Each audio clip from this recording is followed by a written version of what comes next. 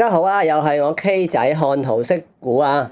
本節目咧純粹分享投資經驗，不構成任何嘅投資建議嘅。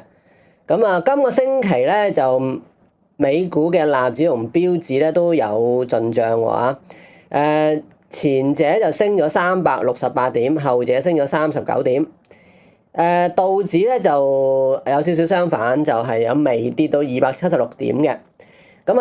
恆指咧就都差唔多，就係微跌咗182點。今個禮拜咧我就唔放咁多圖啊，即係放少啲啊咁樣，都有圖嘅嚇。值得注意咧，我覺得就唔係正先講嘅嗰啲指數嘅升跌啦嚇。因為都唔算係好大啦，反而咧我覺得值得注意咧就係呢一個就係個市寬啦。譬如我哋睇下美股嘅市寬啦，咁就其實呢個咧就係呢個標普500嘅股票裏邊咧就股價超越到50天線嘅比率。咁你見到啦，即係而家大概係50% 左右啦嚇，52% 左右。咁就其實今個禮拜係下跌咗8.2%。咁呢有啲古怪，因為其實標指同納指都增長緊嘅，但係就係下跌咗8.2%。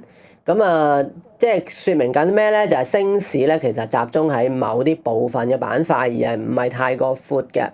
咁當然啦，而家唔算話好窄啊，但係就其實都係唔係好闊嘅。咁所以我哋睇埋下個禮拜啦，究竟其實呢個市寬會唔會咧進一步收窄啦嚇？過去嘅一個禮拜咧，其實最主要都係以呢個科技股啦同埋能源股上升為主嘅。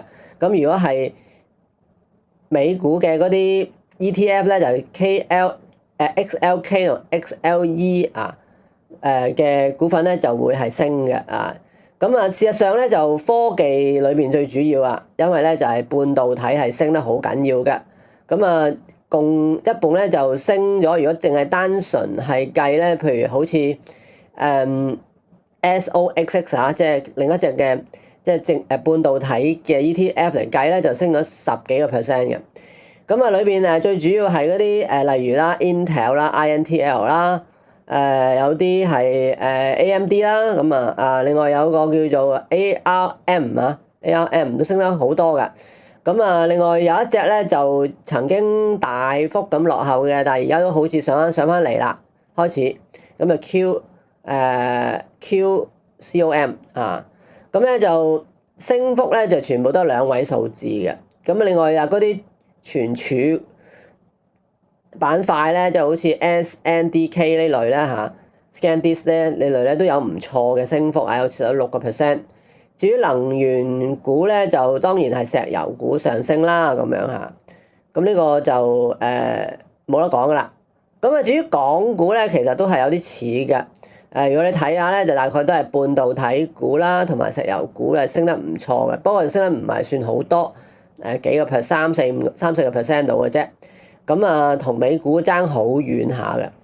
比較值得留意啊，同美股有啲唔同嘅咧，就係我覺得係我哋嘅港股裏邊嘅內銀股啦，都係喺呢個禮拜係升嘅。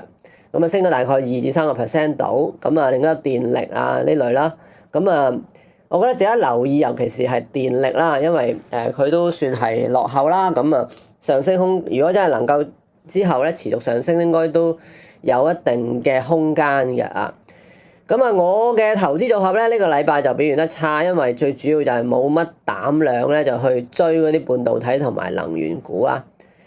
首先咧禮拜初嘅時候咧，我就只賺咗呢個零跑汽車9863同埋天齊鋰業3606。兩隻都叫做賺咗大概20% 左右啦。而且都呢個止賺都啱嘅，因為之後就開始有啲回落。比較失敗咧就係比亞迪啦1211啦。就喺週4同週5咧我就即係回調得幾深下底下咧，我就止蝕咗啦。因為除咗比亞迪之外，就其實好多嘅電動車都係回吐嘅。呢個禮拜咧就嘅美股咧最大嘅敗筆，我就係企圖搏呢個軟件股反彈，我就想博下啲軟件股可能有雙底反彈啦，結果全部都係幾乎係全軍覆沒㗎，包括咧呢個 CRWV 啦，同埋 TEAM 啦。咁啊，另外就買咗隻都係同軟件股有啲接近啦，就係不過係遊戲股，就係 Roblox 啊 RBLX。咁啊，全部最後都要止蝕嘅。咁啊，最初全部都係睇到有個雙底啦、突破啦，但係呢個突破全部都係失敗嘅。咁所以似乎咧呢排咧雙底呢個形態咧突破咧，即係其實就失敗率係比較高嘅。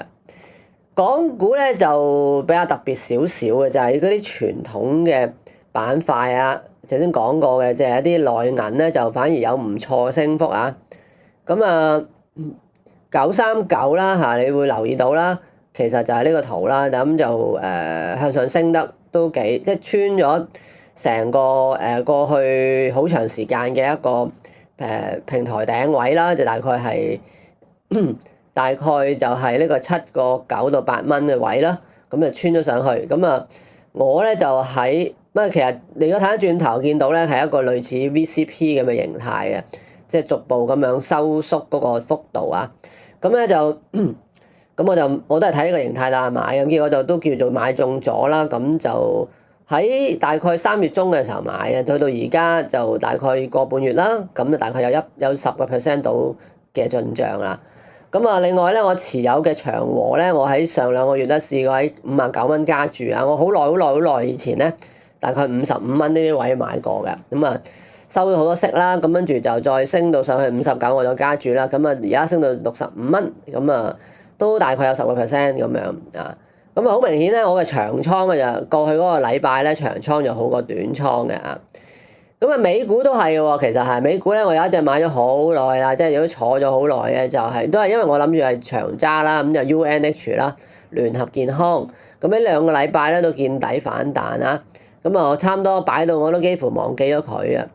咁啊，但係好得意㗎，你見 UNH 咧就上升啦，但係其實咧醫藥股咧就唔得㗎 ，XLV 咧就仍然係差唔多沉底。今個禮拜咧，我自己嘅有業有啊，即係 Uranium 咧，有業股咧都全部要調整啊。咁有2隻都未使蝕嘅，就 URA 同埋 4個 U， 但係 UEC 就開始要蝕啦咁樣啊。咁我會下週咧觀望下，再睇下係咪要止蝕或者止賺啦嚇。咁啊，短期嚟講咧，我覺得有兩個即係策略嘅，你可以短期嚟講啊，大家可以去參考下嘅。第一，如果你係好夠膽嘅，咁咧你就乜都唔睇啦，咁咧就唔睇圖又唔睇基本面，高追美國嘅半導體股。咁啊，因為你睇下咧 SOXX 啦，咁啊其實同我哋見嘅嗰個納指同埋標指都差唔多啦，就係連續升咗2個禮拜啊。但係咧就我就唔係太建議大家去做呢個嘅，因為風險比較高。如果去做咧都最好係少注啦嚇，搏一搏啦嚇。咁啊我覺得比較穩陣啲啲咧，就另一個策略咧就係買石油股。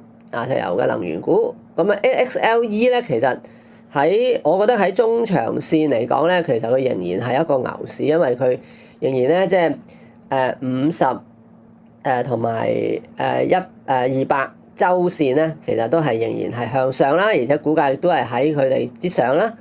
咁啊，如果係日線圖嚟講咧，佢就試過穿過50天線，但係就而家去翻咧50天線附近啊，未穿啦嚇。咁就風險應該係有限嘅。咁當然啦，佢而家個圖出嚟個樣有少少咧，就係好似唔係做到嗰個high low 啊，因為最近嗰個下跌都跌得幾深下，咁比之前嗰個有少少嘅底咧就略低，咁啊未係確定係咪做到 high low 啊？咁啊要睇下未來啦。咁啊最好嘅就係佢喺50天線下邊回調下先啦，跟住再上。咁如果回調下再上咧，穿到50天線咧，我覺得就可以追入嘅。大概係穿咗58蚊啦，我覺得呢個位啊，即係如果係 XLE 嘅話係穿咗58啦咁樣。因為而家咧其實佢都個 RSI 啊都其實係40幾嘅，即係未去到穿50嘅。咁啊，我就會比較傾向相信咧，即係資源啊，即係可能甚至比起呢個 XLB 嘅範圍有得大啲啊，即係包括埋石油落去咧。資源股嘅其實整體嚟講都係處於個牛市裏邊啦嚇，大部分都係牛市裏邊啦。咁啊，而且所以就會喺幾種嘅唔同嘅資源之間咧輪換嘅。呢排咧就金屬就麻麻地啊，即係好立下。咁好明顯就唔係啦。咁而咧金屬又好明顯同呢個石油咧好似兩個係對住嚟嘅。即係如果石油係上升咧，咁金屬就會下降嘅。咁或者調轉啦，石油下降，金屬就會上升啦咁樣。咁啊，最近就金屬都唔係好得嘅，但係過個禮拜尤其是啊，咁啊石油就可能係一個選擇啊，即係而且風險咧係會比較低嘅。咁但係我覺得都係穩陣計啦，你就期望佢係少少回調下，做翻個咧，即係 low 啊，做翻個 high 啊 low 啊，即係咁咧就會穩陣啲啦咁樣。OK，今日咧我哋就講到呢度，希望大家咧有興趣我呢個節目咧，就麻煩大家咧就點讚啦，係嘛，訂閱啦，係嘛，撳下個鐘仔啊等等啦。OK，好，我哋就喺呢度，下次我哋再講過。OK，拜拜。